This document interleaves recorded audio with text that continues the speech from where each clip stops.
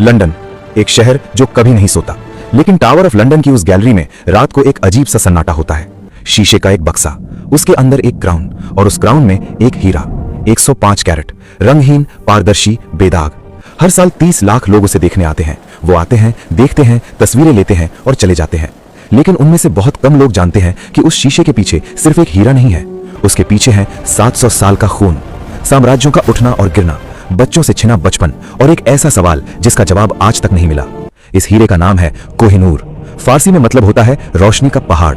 लेकिन जो इसकी पूरी कहानी जानते हैं वो कहते हैं ये रोशनी की नहीं, अंधेरे की कहानी है। आज हम उस पूरी कहानी को शुरू से सुनेंगे, उस वक्त से जब ये कहानी शुरू होती है दक्षिण भारत से। आंध्र प्रदेश की कृष्णा नदी के किनारे जमीन के सैकड़ों फुट अंदर करोड़ों साल की ताप और दबाव ने एक पत्थर को जन्म दिया था। उस इलाके को कहते थे गोलकोंडा, और गोलकोंडा की खदानें उस जमाने में दुनिया की सबसे अमीर खदानें थीं। यहां से निकले हीरे पूरी दुनिया में जाते थे, दिल्ली के दरबार में, ईरान के शाही खजानों में, यूरोप के राजघरानों में। लेकिन एक हीरा था जो बाकी सबसे अलग था। इतना बड़ा कि हथेली में रखो तो पूरी हथेली भर जाए, इतना साफ कि उसे देखने वाला एक पल के लिए सांस लेना भूल जाए।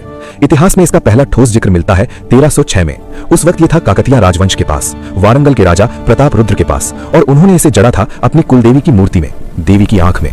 लेकिन ये शांति ज्यादा दिन नहीं टिकी, क्योंकि उत्तर से एक तूफान आ रहा था। 1310 अलाउद्दीन खिलजी। पानीपत 1526। एक तरफ इब्राहिम लोदी, 1 लाख से ज्यादा सैनिक, दूसरी तरफ बाबर जो फरगना से आया था, जिसने अपना राज खोया था, जो बरसों से भटक रहा था, 12,000 सैनिकों के साथ। लेकिन बाबर के पास थी तोप और एक ऐसा दिमाग जो मैदान को शतरंज की बिसात की तरह पड़ता था। 3 घंटे, बस 3 घंटे में इब्राहिम लोदी मारा गया और दिल्ली का दरवाजा खुल गया। बाबर के बेटे हुमायूं ने आगरा के शाही खजाने पर कब्जा किया, और उस खजाने में वो हीरा था। हुमायूं ने उसे अपने हाथों में उठाया और अपने पिता के पास ले गए तोहफे में। बाबर ने उसे देखा और उन्होंने अपनी आत्मकथा बाबरनामा में लिखा, इस हीरे की कीमत इतनी है कि इससे पूरी दुनिया के 2.5 दिन का खर्च निकल सकता है। यह कोई कीमत नहीं थी, ये एक बयान था कि इस पत्थर की कोई कीमत है ही नहीं। बाबर ने वो हीरा हुमायूं को वापस दे दिया इनाम के तौर पर। लेकिन हुमायूं की जिंदगी का अकबर के दौर में कोहिनूर खजाने का हिस्सा था, लेकिन किसी खास जगह नहीं। अकबर का साम्राज्य इतना बड़ा था, उनका खजाना इतना भरा था कि एक हीरा, चाहे कितना भी बड़ा हो, उनके लिए सिर्फ एक हीरा था। जहांगीर के दौर में कोशिश हुई उसे तराशने की, लेकिन उस जमाने के कारीगर इस काम के लिए तैयार नहीं थे। तराशते वक्त एक हिस्सा टूट गया, जहांगीर नाराज हुआ, काम रोका गया। हीरा बचा रहा, थोड़ा खरोंचा हुआ लेकिन बचा रहा। और फिर आया शाहजहां। शाहजहां जिसे दुनिया ताजमहल के लिए जानती है, लेकिन शाहजहां का सबसे बड़ा सपना सिर्फ ताजमहल नहीं था। उनका सपना था एक ऐसा सिंहासन बनाना जो दुनिया में पहले कभी न बना हो। 1628 से 1635 तक 7 साल लगे। 1150 किलो सोना, 230 kilo precious stones, रूबीज, emeralds, pearls, diamonds लगे। और उस थ्रोन के ऊपर 2 मोर थे। शाहजहां के 4 बेटे थे और चारों को वही चाहिए था जो उनके पिता के पास था। सबसे छोटे और सबसे क्रूर औरंगजेब ने अपने तीनों भाइयों को एक एक करके मरवाया और अपने पिता शाहजहां को आगरा फोर्ट में कैद कर दिया। शाहजहां, जिसने मुमताज की याद में ताजमहल बनाया था, वो अब एक कैदी था। एक छोटी सी खिड़की थी उनके कमरे में, उस खिड़की से ताजमहल दिखता था। 8 साल तक वो उसी खिड़की के पास बैठे रहे, मुमताज को याद करते, ताजमहल को देखते। और 1666 में उसी खिड़की के पास उनकी जान गई।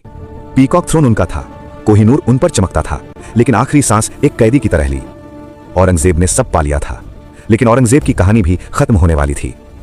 औरंगजेब ने 49 साल राज किया, लेकिन उनके राज में ही दिल्ली एक खोखला शहर था, जिसमें अभी भी एक भरा हुआ खजाना था। और उस खजाने की खबर एक दूर देश में बैठे एक बादशाह के कानों तक पहुंच रही थी। वो बादशाह जो ईरान से उठा था, जिसमें ऑटोमन्स को हराया था, अफगानों को हराया था, उज़्बेकों को हराया था। अब उसकी नजर थी हिंदुस्तान पर। उसका नाम था नादिर शाह, और उसकी आमद एक बुरे ख्वाब की तरह थी जिससे दिल्ली कभी जाग नहीं पाई। 1738 नादिर शाह ने खैबर पास पार किया। दिल्ली के बादशाह मोहम्मद शाह रंगीला, जो अपना वक्त नौच गर्ल्स, शराब और कविता में गुजारते थे, को खबर मिली। उन्होंने सेना भेजी। फरवरी 1739 करनाल में वो लड़ाई 3 घंटे चली और मुगल सेना बिखर गई। मोहम्मद शाह को कैदी बना लिया गया। नादिर शाह ने उन्हें जिंदा 22 मार्च 1739 चांदनी चौक से पहाड़गंज तक, सुबह से दोपहर तक नादिर शाह की सेना दिल्ली में बिखर गई। घर जलाए गए, बच्चे मारे गए, गलियों में खून था। अनुमान है उस एक दिन में 20 से 30 हजार लोग मारे गए। नादिर शाह रेड फोर्ट की एक ऊंची जगह पर खड़ा था। नीचे दिल्ली जल रही थी। किसी ने उससे रहम की गुजारिश की। उसने नीचे देखा, कुछ देर चुप रहा और फिर रुकने का हुक्म दिया। कत्लेआम बंद हुआ, लेकिन जो हो चुका था वो नहीं बदला। दिल्ली जो कभी मुगलों की शान थी, राख में थी, लेकिन नादिर शाह अभी गया नहीं था। उसे कुछ और चाहिए था, कुछ जो खजाने में था लेकिन नजर नहीं आ रहा था। नादिर शाह ने पीकॉक थ्रोन उखाड़ा, हाथियों पर लादा, हजारों किलो सोना चांदी ऊंटों पर, लेकिन कोहिनूर नहीं मिला। उसे पता था मोहम्मद शाह के पास है, लेकिन कहां। उसने मोहम्मद शाह को बुलाया, बड़े आदर से दोस्ती का हाथ बढ़ाया। चलो पुरानी दुश्मनी भूल जाते हैं, दावत करते हैं। और फिर उसने कहा, पगड़ी बदलो, ये हमारी दोस्ती की रस्म है। ये रिवाज था, दो बादशाह जब ब्रदरहुड का वादा करते थे तो पगड़ी बदलते थे। मोहम्मद शाह जो पहले से डरा हुआ था, जो पहले से हार चुका था, इनकार नहीं कर सका। दोनों ने पगड़ी बदली। नादिर शाह अपने कमरे में गया अकेले। उसने पगड़ी खोली और वो हीरा उसके हाथ में था। उसके मुंह से एक शब्द निकला, कोहिनूर। रोशनी का पहाड़, वो नाम जो आज दुनिया जानती है, पहली बार उस दिन उस कमरे में एक लुटेरे के होठों से निकला था। नादिर शाह ईरान लौटा, इतना सोना चांदी लेकर गया कि उसने ईरान में 3 साल के लिए टैक्स माफ कर दिया। पीकॉक थ्रोन जो शाहजहां ने सपनों से बनाया था, अब पर्शिया में था। लेकिन कोहिनूर के साथ कुछ और भी आया। नादिर शाह दुरानी डायनेस्टी में कोहिनूर कई हाथों से गुजरा। अहमद शाह दुर्रानी से उनके बेटे तैमूर शाह तक, तैमूर से ज़मान शाह तक। और हर बार उस हीरे के साथ लड़ाई आई, धोखा आया, खून आया। ज़मान शाह की आंखें निकाल दी गईं उनके अपने भाई ने। महमूद शाह को कैद किया गया और शाह शुजा जो कभी अफगानिस्तान का बादशाह था, अब भाग रहा था अपनी बेगम वफा बेगम के साथ कश्मीर की पहाड़ियों में छुपा हुआ। उसके पास कुछ नहीं था सिवाय एक हीरे के, और उस हीरे की चाहत उत्तर में एक और बादशाह को थी। पंजाब में महाराजा रणजीत सिंह का राज था, सिख एम्पायर। उस वक्त उत्तर भारत की सबसे ऑर्गेनाइज्ड, सबसे ताकतवर मिलिट्री फोर्स। रणजीत सिंह एक आंख से अंधे थे। बचपन में स्मॉल पॉक्स ने एक आंख ले ली थी, लेकिन जो एक आंख बची थी वो सब कुछ देखती थी। शाह शुजा की बेगम वफा बेगम ने उन्हें, रणजीत सिंह एक ऐसे राजा थे जैसे बहुत कम होते हैं। उनके दरबार में हिंदू, मुस्लिम, सिख सब थे, सबको बराबर जगह। उनकी सेना में सब धर्मों के लोग थे। लाहौर उनके राज में फला फूला। उन्होंने एक ऐसा साम्राज्य बनाया जो अपने दौर में बेमिसाल था। और 1839 में महाराजा रणजीत सिंह की मृत्यु हुई। उनकी आखिरी इच्छा थी कोहिनूर पुरी के जगन्नाथ टेम्पल को दान किया जाए, लेकिन वो इच्छा पूरी नहीं हुई, क्योंकि उनके बाद जो हुआ वो इतना तेज, इतना क्रूर, इतना दर्दनाक था कि कोई उनकी इच्छा तक पूरी नहीं कर सका। रंजीत सिंह के बाद सिख एम्पायर में तूफान आया। उनके उत्तराधिकारियों में षड्यंत्र हुए, हत्याएं हुई। खड़क सिंह, नौनिहाल सिंह, शेर सिंह एक के बाद एक मारे गए, जहर दिया गया, धोखा दिया गया। और इस कमजोरी का फायदा उठाया ईस्ट इंडिया कंपनी ने। 1845-46 में पहली एंग्लो सिख वॉर हुई। सिख दुलीप सिंह को इंग्लैंड ले जाया गया, उन्हें क्रिश्चियनिटी में कन्वर्ट किया गया, एक अंग्रेज जेंटलमैन की तरह पाला गया। क्वीन विक्टोरिया उन्हें पसंद करती थी, उन्हें ब्लैक प्रिंस कहती थी, उनकी देखभाल की।